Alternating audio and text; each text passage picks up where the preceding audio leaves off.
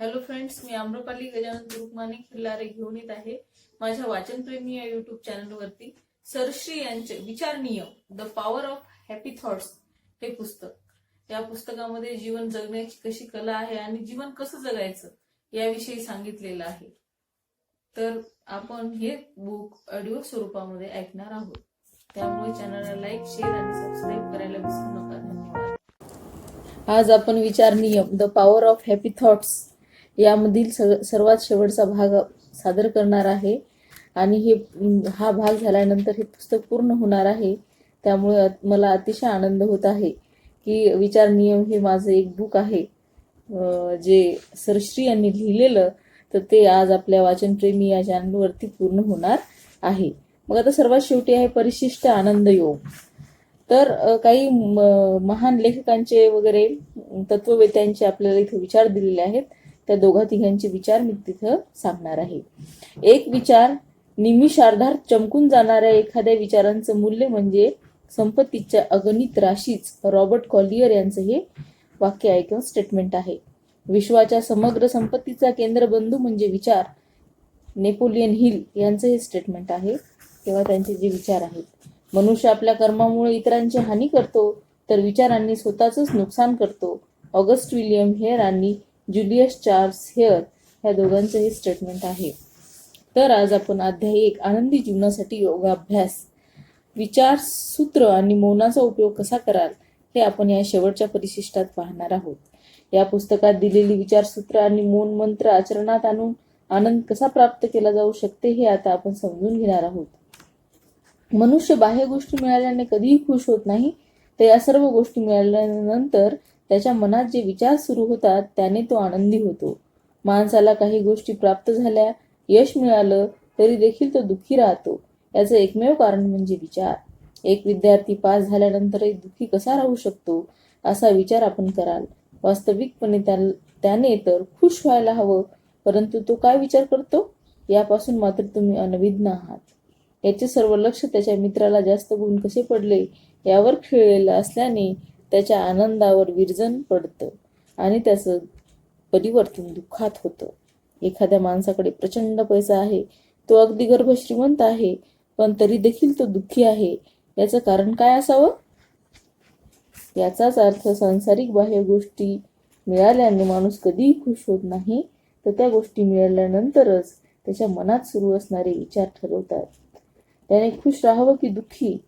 घडणाऱ्या घटनेत आपले विचार कशी प्रतिक्रिया देतात, स्वतःविषयी काय सांगतात या गोष्टीवरच आपला आनंद पूर्णतः निर्भर असतो.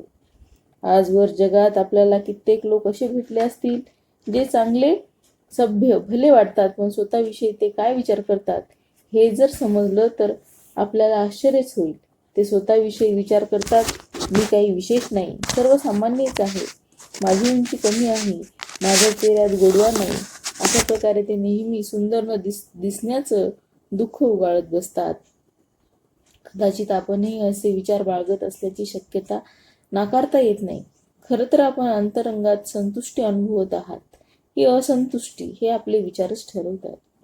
एखादा माणूस मी खूप जाड झालोय असे समजतो, खरं तर तो सामान्यच असतो, पण त्याचा विश्वास त्याला तसं सांगायला भाग पाडतो, कारण तो तसेच विचार करत राहतो. यावरून कुठल्याही बाह्य गोष्टीने माणूस आनंदी होत नाही, तर त्याच्याच विचारांमुळे तो दुःख किंवा आनंद अनुभवतो हे लक्षात येतं. आपणही आपल्या आजूबाजूला, शेजाऱ्या पाजाऱ्यांमध्ये, नातेसंबंधात, मित्रपरिवारात कुणाला चांगली नोकरी मिळाली, लग्न सोहळा झाला तरी ते लोक दुःखीच असल्याचे बघतो. कारण नोकरीत प्रमोशन मिळाल्यानंतरही आता ही जबाबदारी मला पार पाडता येईल का याचं दुःख त्याला सतावत राहतं. एवढंच काय, पण त्यामुळे माणूस आजारी देखील पडू शकतो ही कल्पना पण त्याला नसते. बाह्य घटना जरी चांगल्या, मनाला सुखावणाऱ्या घडत असल्या तरी आतून मात्र तो माणूसच दुःखी कष्टी असू शकतो. मनातल्या मनात कुढत असतो. विचारांचं हे रहस्य आपण जेवढा लवकर जाणाल तेवढं दुःखातून आणि नकारात्मक विचारातून लवकर मुक्त होण्याची शक्यता निर्माण होते. अन्यथा आयुष्यभर यातून सुटण्याची कल्पनाच न करणे बरे. म्हणूनच आजपासून आपण खुश राहायला शिका. विचारांना आनंदाने सजवा, विकासाने फुलवा. स्वतःला आनंदित राहून इतरांसाठी प्रेरणा बना. आपले विचार बदलणं अशक्य आहे असं जर आपल्याला वाटत असेल तर आपले शब्द बदलून चांगली वाक्य बनवा. संवाद बदलणं आपल्या हातात आहे. ती आपली निवड आहे. सकारात्मक, सत्यात्मक आणि आशावादी शब्दांनी स्वतःसाठी प्रेरणात्मक वाक्य बनवा. जसं, जीवनातला प्रत्येक क्षण उत्तम आहे. मी कोणत्याही वयात स्वतःवर प्रेम करू शकतो. स्वतःला स्वीकार करू शकतो. सर्व लोक चांगले, खरे आणि माझे मित्र आहेत. माझी ईश्वरांशी, गुरूंशी आणि नियतीशी सदैव ताळमेळ आहे. मी सर्वांशी प्रेमाने, नम्रतेने वागतो, कारण आयुष्यात मला केवळ आनंद, ज्ञान आणि प्रेमच वाटायचं आहे. यशस्वी होणं माझ्यासाठी सुरक्षित आहे. मी जबाबदारी घेऊ शकतो. आयुष्यभर माझ्यावर प्रेम करतं, म्हणून मी यशस्वी झाल्याचं त्याला बघायचं आहे. मी पूर्ण आहे. पूर्णकडून प्रत्येक काम पूर्ण आणि वेळेवर होतं. असे शब्द वारंवार उच्चारून आपल्या भावना आणि विचारांना सकारात्मक तरंगात परिवर्तन करण्याची कला शिकायला हवी. विचारांना बदलणं जरी आपल्या नियंत्रणात नसलं तरी संवाद योग्य शब्दांचा उपयोग करणं निश्चितच आपल्या हातात आहे. अशा प्रकारे वरील सर्व गोष्टी लक्षात घेऊन आनंदी जीवन जगण्याचा अभ्यास करायला हवा. या योगा अभ्यासात विचारसूत्र आणि विचार मंत्राचा उपयोग करून आपण सर्वोच्च जीवन साकारू शकाल. आपल्याला उत्तम स्वास्थ्य प्राप्त करायचं असेल तर पुढील पानावर दिलेल्या सूचीनुसार अभ्यास करणं आवश्यक आहे. हे केवळ उदाहरण आहे. संदर्भानुसार वेगवेगळे प्रयोग करून आपले लक्ष्य आपण गाठू शकता.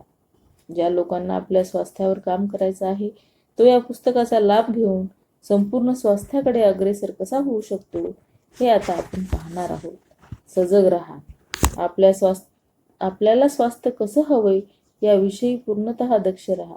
नकारात्मक विचार मनातून नाहीसे व्हावे यासाठी आपलं लक्ष सकारात्मक विचारांवर केंद्रित करा. आजाराला प्रतिरोध करू नका, कारण ज्या गोष्टीला आपण टोकतो तीच टिकते. यासाठी स्वास्थ्यावर लक्ष द्या.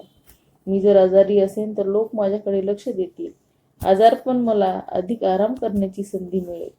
अशा दुहेरी ऑर्डर देऊ नका. सकारात्मक महावाक्याचा प्रयोग करा. जसं, ईश्वर जितका स्वस्थ आहे तितकाच मी देखील स्वस्थ आहे. अशी महावाक्ये दिवसातून अनेकदा उच्चारा. आपण इतरांना जर आपल्या आजारपणाविषयी दोषी ठरवत असाल तर तसं करणं त्वरित थांबवा. आपल्या स्वास्थ्याविषयी नकारात्मक विचार येत असतील तर ते कॅन्सल करा. आपल्या स्वास्थ्यासंबंधी आपले नातेवाईक आणि मित्रांच्या नकारात्मक विचारांचा प्रभाव आपल्यावर होऊ देऊ नका. लगेच सजग व्हा. स्त्रोताशी जोडलेले राहा.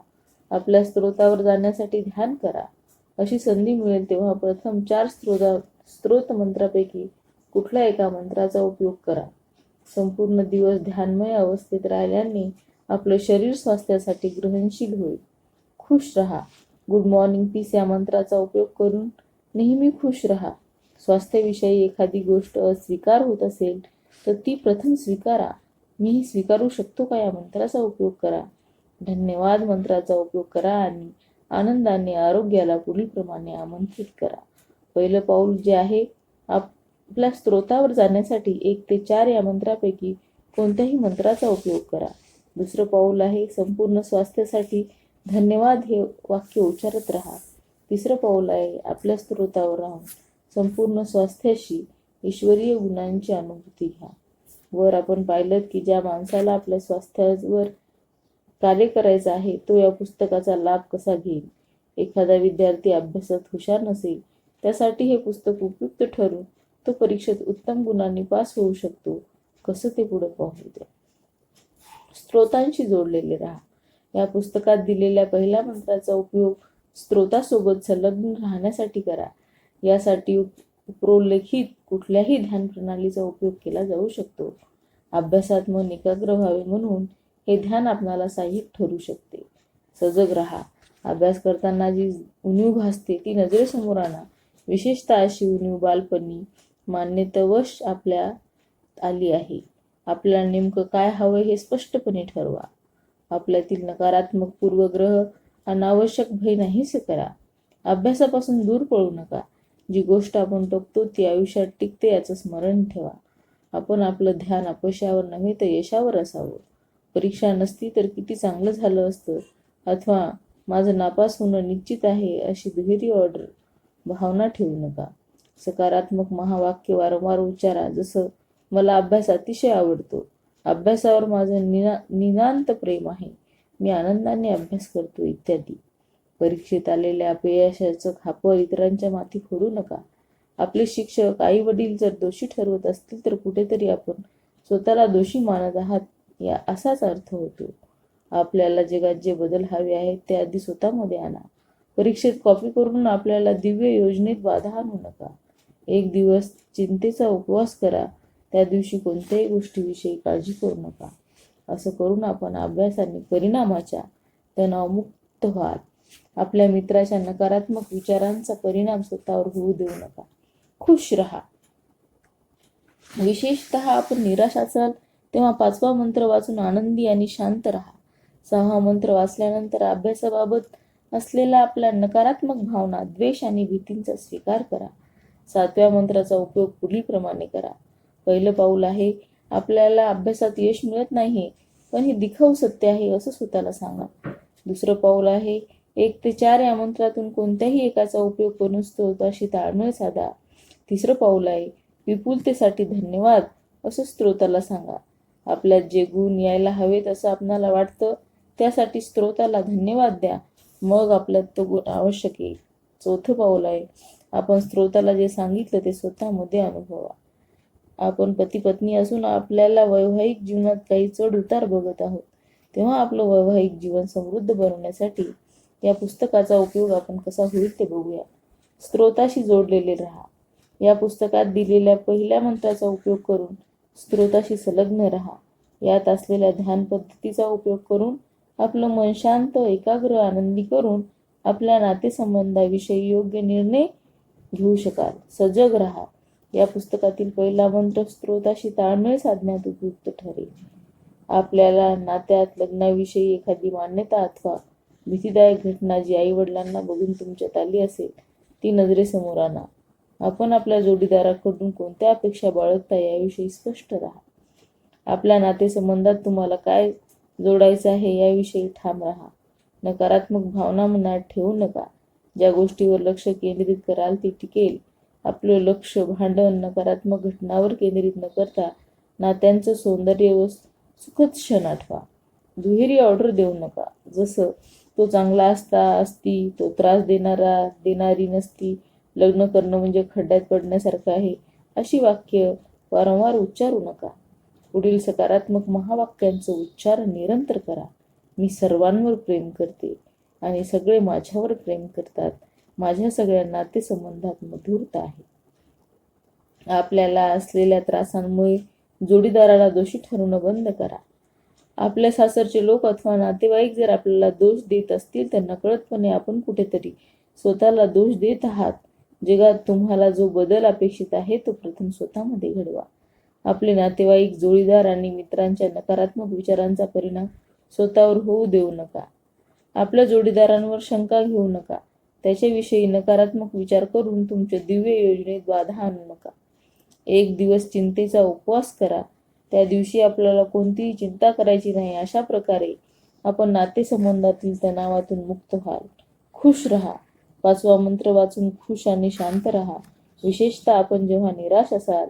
6वा मंत्र वाचून आपल्या नकारात्मक भावना, घृणा आणि भीतीचा स्वीकार करा. 7व्या मंत्राचा उपयोग पुढीलप्रमाणे करा.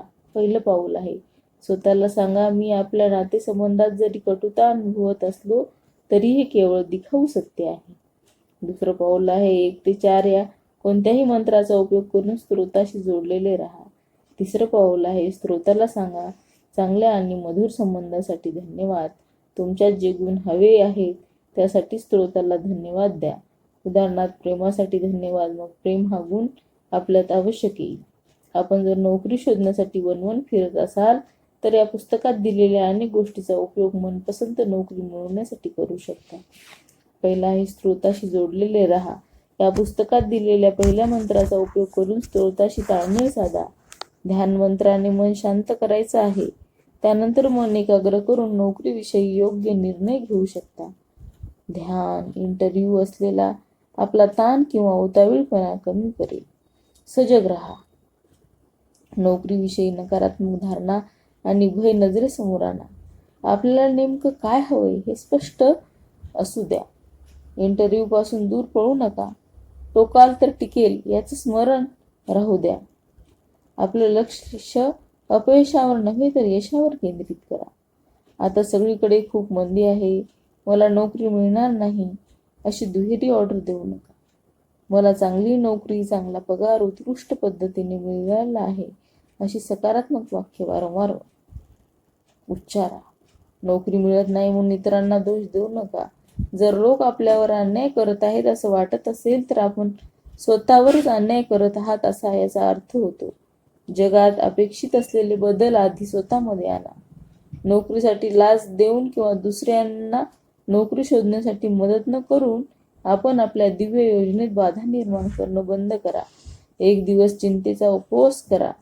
त्या दिवशी आपल्याला कोणत्याही गोष्टीची काळजी करायची नाही. अशा प्रकारे आपण नोकरी न मिळण्याच्या तणावातून मुक्त राहाल. आपल्या मित्रांच्या नकारात्मक विचारांचा परिणाम स्वतःवर होऊ देऊ नका आणि खुश राहा. विशेषतः आपण निराशाने घेरलेले असाल तेव्हा 5वा मंत्र नकारात्मक भावना, द्वेष आणि भयाचा स्वीकार करा. 7व्या मंत्राचा उपयोग पुढील प्रमाणे करा. पहिलं पाऊल, आता मी जी कटुता अनुभवत आहे ती दिखाऊ सत्य आहे असं स्वतःला सांगा. दुसरं पाऊल, 1 ते 4 मंत्रांमधून कोणत्याही एकाचा उपयोग करून स्रोताशी संलग्न राहा. तिसरं पाऊल, समृद्धीसाठी धन्यवाद असं स्रोताला सांगून धन्यवाद द्या. असं केल्याने तो गुण आपल्यात आवश्यक येईल.